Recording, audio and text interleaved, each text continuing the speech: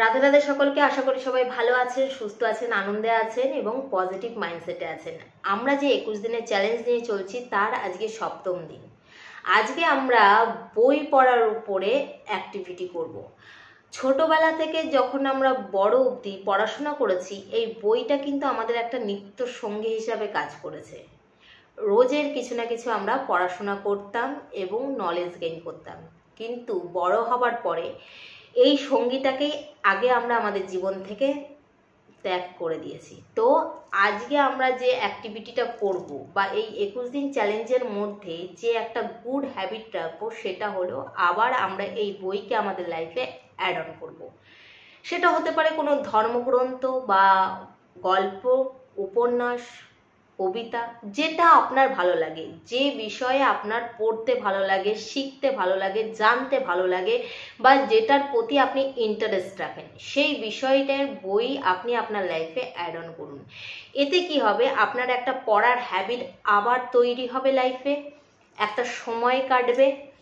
এছাড়া আপনি নতুন নতুন নলেজ গেইন করবেন।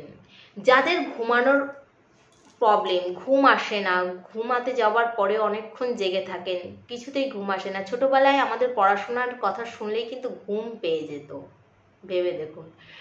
তো এই বইটাকে যদি আবার আপনি অ্যাড করেন, যখন ঘুমাতে যাচ্ছেন বা যাবেন সেই সময় বা বিছানাতে নিয়েই আপনি বইটাকে পড়ুন, দেখবেন পড়তে পড়তে আপনার ঘুম পেয়ে যাবে। আপনি 2 পেজ, 5 পেজ, 10 পেজ, যেদিন যেমন, যখন আপনার টাইম হবে, এর জন্য কোনো টাইম স্পেসিফিক নেই। আপনার মনে হয়, যদি মনে হয় আমি এখন পড়বো, তো এখন, যতক্ষণ আপনার ইচ্ছা ততক্ষণ পড়ুন, কিন্তু পড়ুন যে কোনো গ্রন্থ। তার জন্য কোনো বাধ্যবাধকতা নেই যে এই ধরনের বই আপনাকে পড়তে হবে। তবে এমন গ্রন্থ পড়ুন বা এমন বই পড়ুন যেটা নলেজেবল, যেটা পড়লে আপনার জীবনের উন্নতি হয়, সেটা আধ্যাত্মিক দিক দিয়ে হোক বা কোনো নলেজের দিক থেকে হোক বা কোনো বিষয়ের দিক থেকে হোক। এটা কোনো পজিটিভ গ্রন্থ পড়ুন, পজিটিভ বুক পড়ুন, যেটা আপনার লাইফে কিছু ভ্যালু অ্যাড করে। তো সবাই ভালো থাকবেন, সুস্থ থাকবেন আর আমার পাশে থাকবেন। অ্যাক্টিভিটিগুলো করতে একদমই ভুলবেন না। রাধে রাধে।